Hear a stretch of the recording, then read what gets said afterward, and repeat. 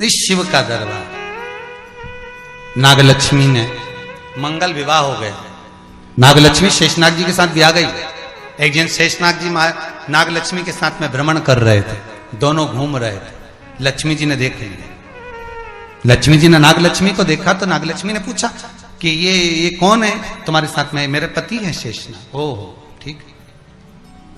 नाग नागिन का जोड़ा ही ऐसा होता है, पति जाए तो पत्नी बदला लेती है, पत्नी जाए तो पति बदला लेता है। इसलिए हिंदू धर्म की रीति है, गाड़ी के नीचे हाथ में किसी भी रूप में अगर आपसे सर्प मरा है, सर्प की हत्या हुई है, या आपने किसी के द्वारा सर्प पकड़ाकर छुड़वा भी दिया है, तो निवेदन रहता है चांदी का एक नाग नागिन छोटा सा बनाकर, छोटा सा उसको शक्कर के कलश में रखकर बांधकर शिव मंदिर में रखकर आ जाइए, उसको दे दो शिव बाबा को कि अब हमारी तरफ से हमने हाजिरी लगा दी, हमसे दुख, हमसे गलती हुई, हम क्षमा चाहते हैं।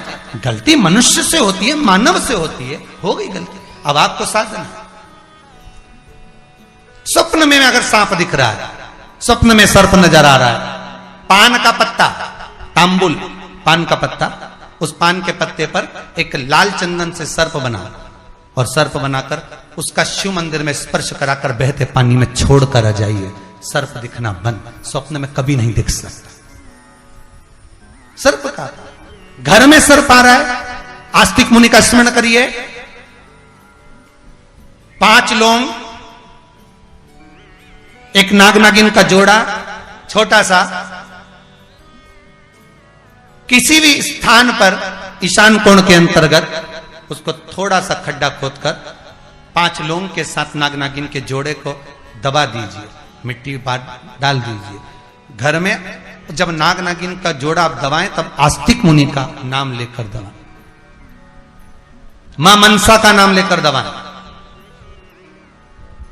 जो नागों की बहन है, उस मनसा देवी का स्मरण कर कर उसको डाल दी। आज भी हमारे यहां हिंदू धर्म नीति है, जब पहला कालम नए मकान का पहला कालम जब भर आता है, उसमें तांबे के कलश में नाग नागिन रखकर, कमलगट्टा रखकर, अमरबेल रखकर, थोड़ी सी सरसों रखकर उसका पूजन कर कर पहले कालम के अंदर, जो पहला कालम भराएगा, गड्ढे का पहला जो सरिया रखाता है, कालम भराता है, वास्तु पूजन के हिसाब से उसमें रखा जाता है। और वो तो वो उसके रखने के बाद भी जब मकान का मुहूर्त होता है तो वास्तु पूजन में नाग नागिन का जोड़ा रखाता है, वो भी उस मकान में कहीं ईशान के अंतर्गत उसको दबाया जाता है।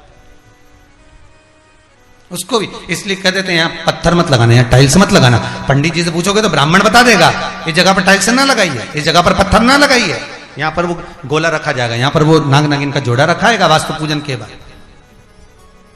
4 लोहे की कील, नागफणी कील, वास्तु पूजन में चारों मकान में चारों तरफ लगाई जाती है। क्यों लगाते हैं? कि कोई दोष हुआ हो, कोई जीव यहां रहता हो, सर्प का निवास हो, अगर मकान बनाने में टूट गया हो, किसी का मन दुखा हो, तो वो मन ना दुखे। क्षमा याचना, परम आभूषण है क्षमा मांग लेना, परम आभूषण। गलती करो तो क्षमा मांगने में देरी ना करो। हो गई गलती, हो क्षमा है, हम क्षमा मांगो। हे शंकर, हे शंभु, हे त्रिकालदर्शी, हे कैलाशी, हे अविनाशी, क्षमा कर दीजिए, गलती हो गई।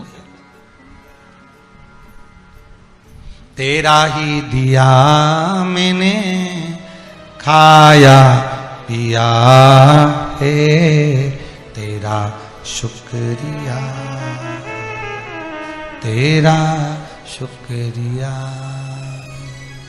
मुझे भोले बाबा ने बहुत दे दिया है, तेरा शुक्रिया, तेरा शुक्रिया। ये तेरी कृपा है, ये तेरी उदारता है, तेरे बल पर मिला जो मिला, बड़ी कृपा है। बस भाव वही, मेरे भोले तेरा सहारा है, मेरी नैया का तो किनारा है।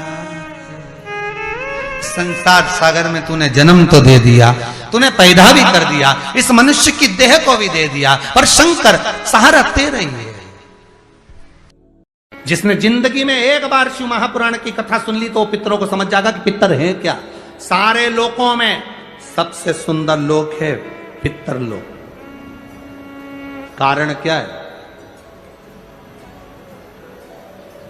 तुम्हारे यहां दिवाली साल में एक बार मनाई जाती है, देवलोक में दिवाली साल में एक बार मनाई जाती है, नाग दीपावली के दिन।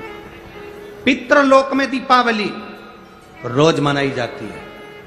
कारण, पितृलोक में दिवाली रोज क्यों मनाई जाती है, उसका कारण क्या होता है? लक्ष्मी जी ने नारायण से पूछा, ब्रह्माणी ने ब्रह्मा जी से पूछा, इंद्राणी ने इंद्र से पूछा, एक बात बताओ, तुम दिन भर बैकुंठ में नहीं रहते हो नारायण, आप कहां चले जाते हो? भगवान विष्णु ने कहा, मैं बता नहीं सकता कि मैं दिन भर कहां जाता हूं। नहीं, आज तो आपको बताना पड़ेगा कि तुम दिन भर कहां जाते हो, तुम दिन भर रहते कहां हो, कहां पहुंच जाते हो दिन भर, आपको बताना पड़ेगा, ये आपको बोलना पड़ेगा।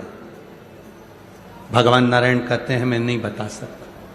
सुबह शाम घर पर आते हो, दिन भर गायब रहते हो, आखिर जाते क्या हो? पत्नी पति से क्यों ना पूछे? तुम भी अपने पति से पूछ सकती हो, क्यों दुकान तो 8 बजे बंद हो गई थी, 11 बजे आ रहे हो, कहां थे श्रीमान? पूछ सकती है, पत्नी का फर्ज है पूछना, और पूछना चाहिए भी, पूछना चाहिए, उसमें क्या दिक्कत है? पति को बताना भी चाहिए अपनी पत्नी को कि मैं वहां गया था तो मैं आते आते मंदिर होते हुआ आया तो ऐसा हुआ, तो पूरी पूरी बात बताओ कि ऐसा हुआ, बताना चाहिए। धर्म पत्नी को बताना चाहिए कि मैं गया था, ये काम था, वो काम था। लक्ष्मी जी ने पूछा, तुम दिन भर कहां रहते हो? भगवान विष्णु ने कहा, मैं बता नहीं सकता। बताना पड़ेगा। तब नारायण ने कहा, फिर नारायण बोले, नारायण ने कहा कि देखो लक्ष्मी, बात ऐसी है कि पितृलोक इतना सुंदर लोक है, इतना सुंदर लोक है कि जहां जितने पितर निवास करते हैं उनके घर का कोई व्यक्ति अगर कथा सुनने जाता है, मंदिर जाता है, अगरबत्ती लगाता है, दिया लगाता है, या पूजन आराधना करता है, या भूलवश भी कहीं भगवान की कथा में जाकर बैठ जाता है, जितनी देर उसके घर का व्यक्ति कथा में बैठता है, नारायण कहते हैं उतनी देर मैं उसके घर के पितरों के कंधे पर हाथ रखकर कथा को श्रवण करता हूं।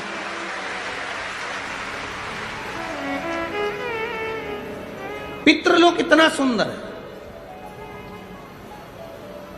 और पितृलोक के जो स्वामी हैं, आर्यमा स्वामी, वो पितृलोक के जो स्वामी हैं वो भी बड़े सुंदर हैं। और पितृलोक के जो स्वामी हैं बड़े सुंदर, और पितृलोक के स्वामी जिस पर बैठते हैं, काय पर बैठते हैं? कौवे पर। वो भी बड़ा सुंदर, अति सुंदर।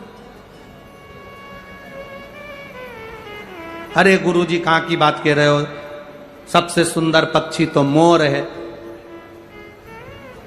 राष्ट्रीय पक्षी में भी उसको कहा सबसे सुंदर पक्षी तो मोर है, और आप कह रहे हो कि दुनिया का सबसे सुंदर पक्षी कौवा है। अरे भाई, जिसने कथा नहीं सुनी उसको लगता है कि दुनिया का सबसे सुंदर पक्षी मोर है, पर अगर शास्त्र को उठाकर देखोगे तो दुनिया का सबसे सुंदर पक्षी कौवा था। पहले नंबर पर सफेद, सुंदर, अति सुंदर कौवे के आगे कोई पक्षी नहीं था। वो तो ब्रह्मा जी ने पृथ्वी पर यज्ञ करा, और पृथ्वी पर जब यज्ञ करना चाहा ब्रह्मा जी ने, तो उस समय पर ब्रह्मा जी ने कहा, मुझे इस पृथ्वी पर यज्ञ करना है, इस जमीन को लीपने के लिए अमृत की जरूरत है। जैसे अपन गाय का गोबर लीपने के लिए लाते हैं, वैसे ब्रह्मा जी ने कहा इसको लीपने के लिए अमृत चाहिए।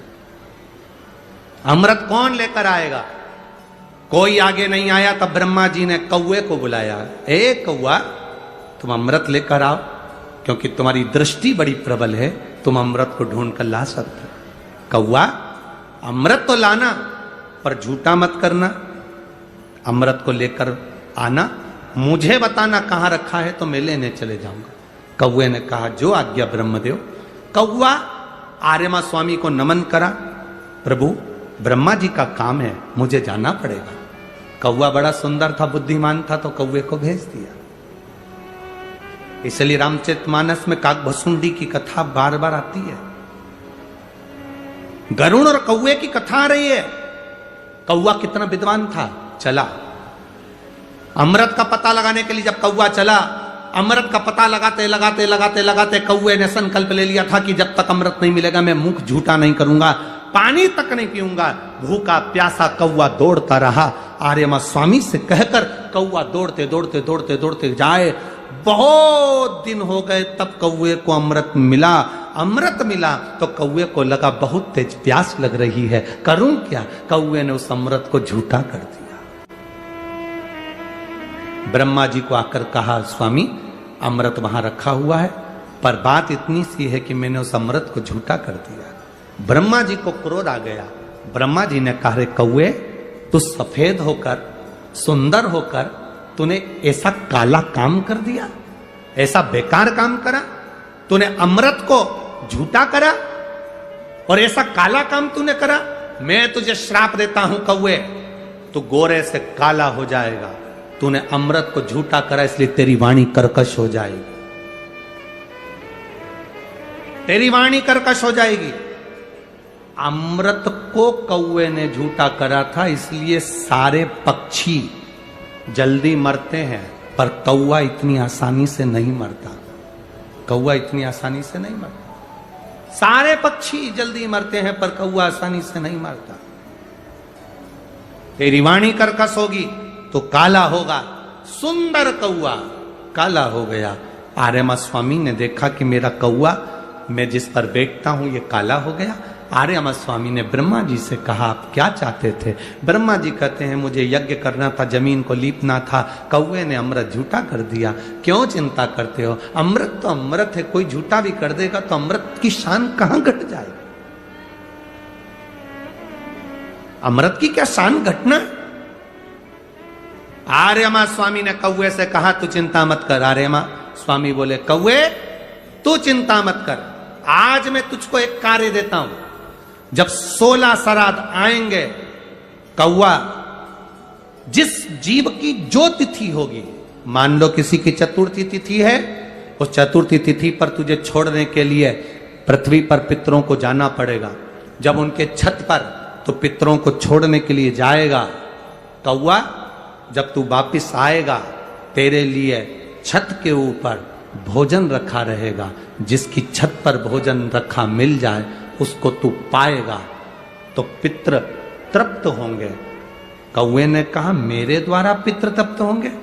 कौवा नहीं, जब पितर वापिस आएंगे, पितृलोक में रहेंगे, उनको 1 वर्ष के अंदर जब भूख लगेगी, तब कौवा तू अपनी चोंच में उनकी छत से जो भोजन लेकर आएगा, अपनी चोंच से निकालकर उन पितरों को देगा, जिससे उनका कल्याण होगा और वो आशीर्वाद प्रदान करेंगे, वो वर प्रदान करेंगे।